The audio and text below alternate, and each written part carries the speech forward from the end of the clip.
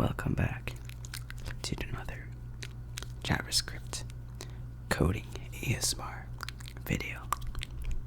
Today I will be solving yet again 2 JavaScript problems while giving you the best of the tingles. So before we begin, this is Akshan. He's gonna hide somewhere in this video, so at one point he is gonna swing around and pop in. If you happen to find him, comment down below the timestamp. So let's begin. So this is the problem that I'm going to solve. The first problem, number complement. So I have to write a JavaScript function that I take an integer, I convert it to binary, and then flip all the zeros to ones, and then convert that back to its integer.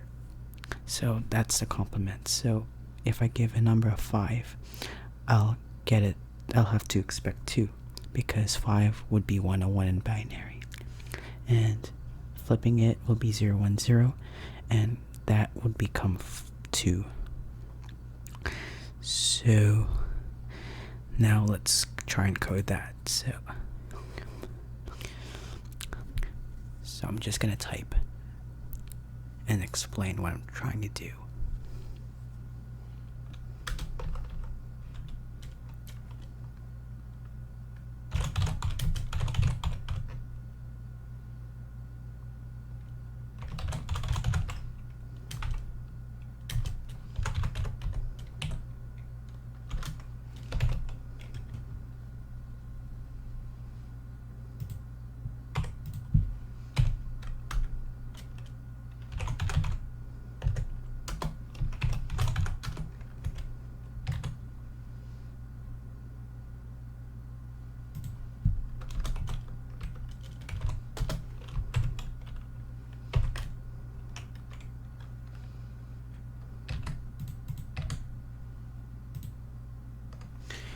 Okay, so what I'm doing is I take this number and I convert that to string, and this number here is an argument that I pass, which is the base of the number. So like I want to get a string version of a number but in base 2. If I would put in base 10, I'll give you a number. It will give you a number, a string number of the same thing, which is decimal. If I would put 4, I would put a string number in base 4. So binary is base 2, and I'm trying to do that, and I print it out using console.log, and I got 1000, which is base 2. 8 in binary. I just call it here, and 8 in binary is 1000. Okay, so now what I'm gonna do is flip it. So I'm gonna make a new string, which will be the flipped bits.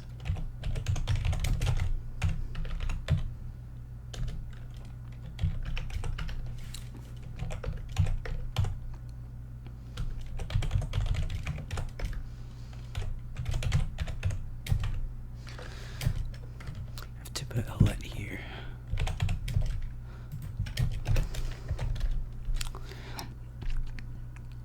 And I'm gonna do a for each binary string dot split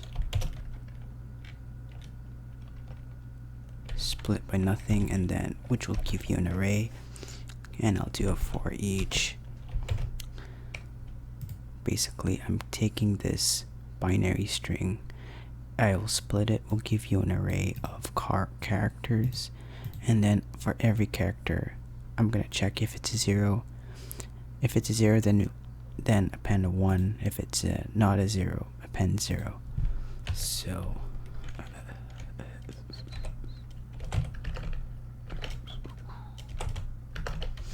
for each bit or number, let's say, for each car, I'll check if it's equal to 1. I will append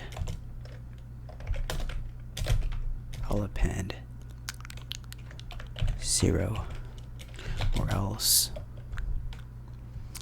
I will append 1. So basically this line is saying, wait, I'm gonna put it here. I'm gonna put it in more than one line. So here, for every what this line is doing here is, I take this string, this whole string, I split it into an array of numbers, of characters, which would be 0 or 1. And for every character, I check if the character is 1.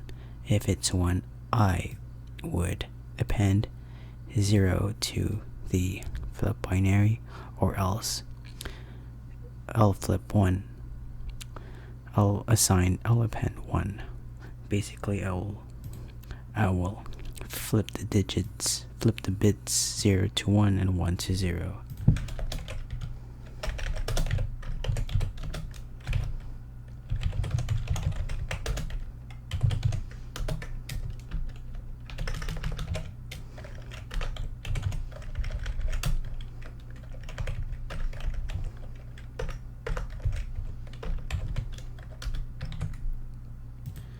And yeah, I did that.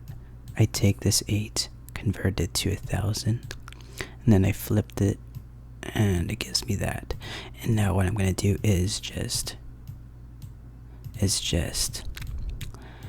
take this and automatically change that back to a string. So return flip binary.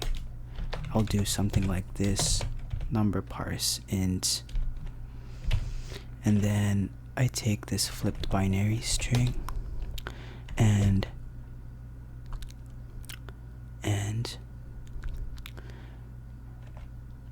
take given 2, because the string is represented in binary, which is 1 and 0, and I want to give you a decimal. So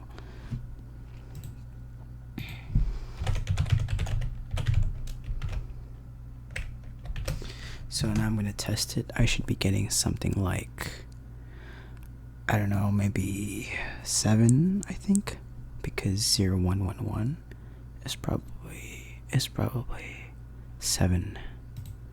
So yeah, there it is. I see it. And then I'll try to do 5, which is the example. I should be getting a 2 here, and yeah, there it is. 2 is here, which is what I would expect, because here 5, I expect it to be 2. Alright, that was a very straightforward problem. And now I'm gonna do the next one. So the next problem I'll do is construct a rectangle, and you just get a little story, blah blah blah, and I have to create a rectangle where I have to equal a certain area. The width must not be larger than L, so L should be always larger, and L and W, the difference should be as small as possible. So I'll have to return an array which has a length and width that would give an area of a given area which has passed. So I'll try to do that. So my goal is to create a rectangle that looks almost like a square, which gives a very small difference between the length and the width, in which the area is equal to the area of the rectangle that's given. So let's try that.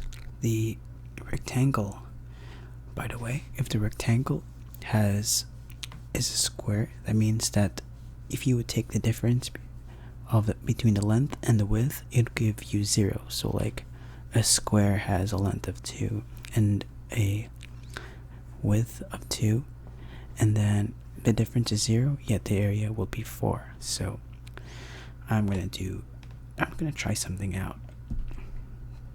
Let's say I'll do something where I take the area and take the square root, and if the square root is not a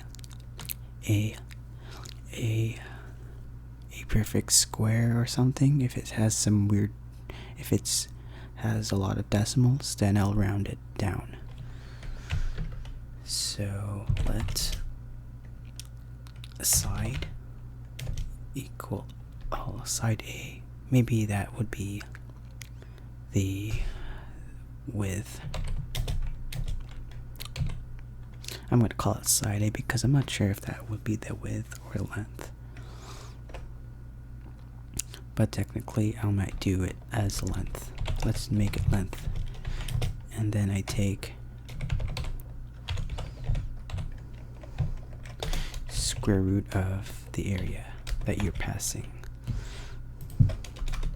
And as I code, I'm gonna just call the function with a random number like 640 or something.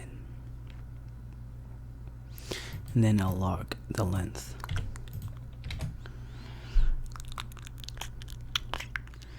And so this will give you in this case, I take 640, which is my test value. It's not a real test case in the example, but I pass in 640, let's say, as the area, and I'm going to output this, which is not a fitting number, and I'm gonna probably round it down. So maybe I'll floor that, which will just truncate it down.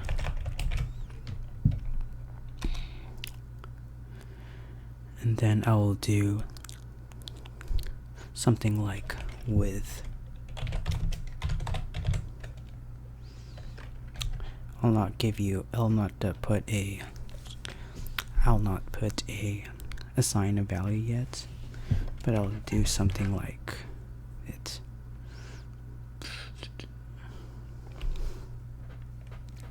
So what I'm gonna try to do is loop through the length, make a while loop while the length is less than the area, and then if area divided by the length gives you a nice number, a nice number without any decimals, I'm gonna return the length and the width in an array.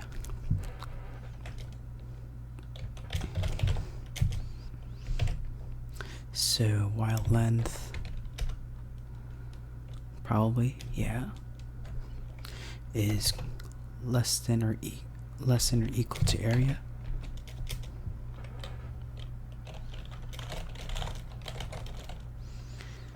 and then here I would do if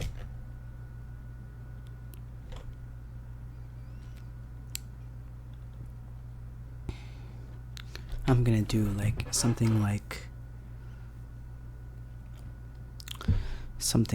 a area, a check that if it has no decimals. So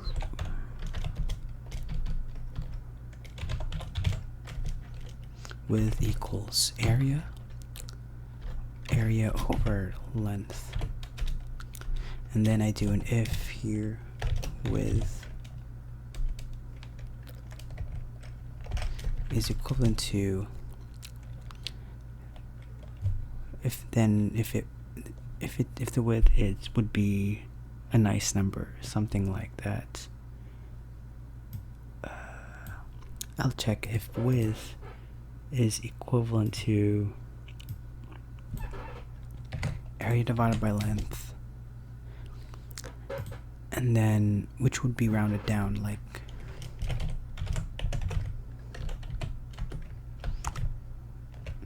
basically I'm just checking if the width is equivalent to the area over the length. Round it down. I would return the width. Something like that. I would probably return the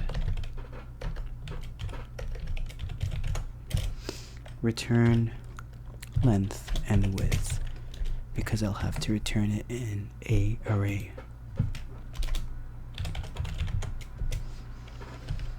And probably if the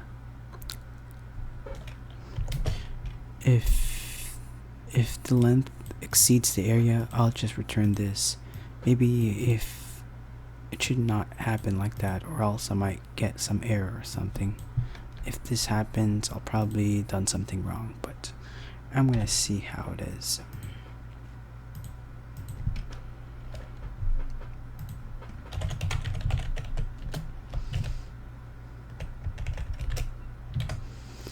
I'm just gonna blindly test this to see how am I doing so far, and nothing shows up, so pretty much expected.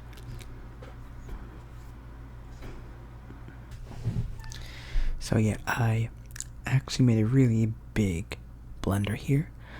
Before, I had this, and I happened to cause an infinite loop. Basically here, this has a one-liner in which it didn't do anything.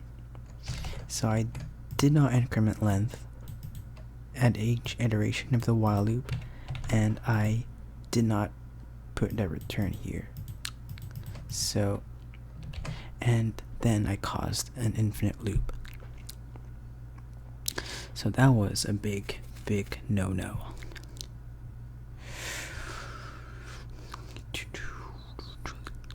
So what I did here is checked this, and I actually run that function that I tested with 640, and I happened to get 32 for the length and 20 for the width. To recall, I would have to return an array of two values, 30, which will be here, the length, and width here, and this will have to multiply it to the area that you're trying to pass, in this case 640,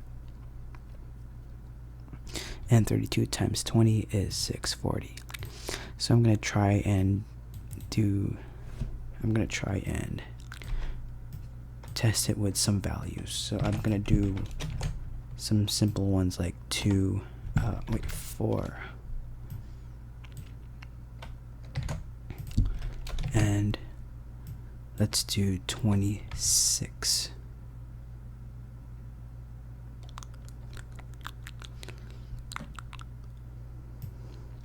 And 100,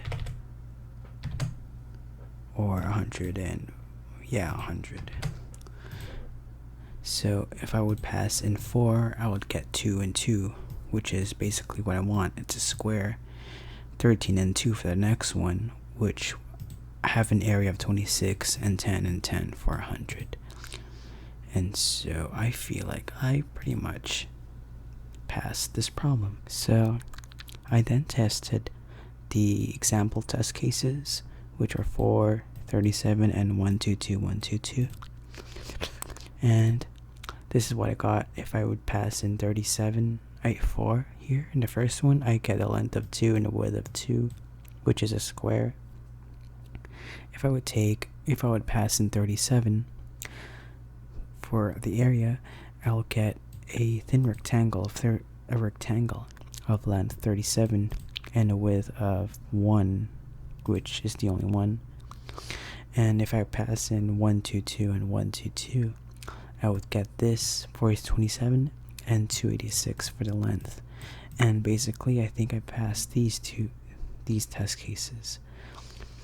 Apparently the LeetCode is down, so I could not really compare to see if I really passed or succeeded the problem, because I might have not tested some cases. And yeah, So this will be the end of this video. I hope you've enjoyed your tingles. I hope you enjoyed watching me code, making errors or something, but that's what debugging is for. So don't forget, if you found action, comment down below the timestamp. So stay tuned for the next ASMR video.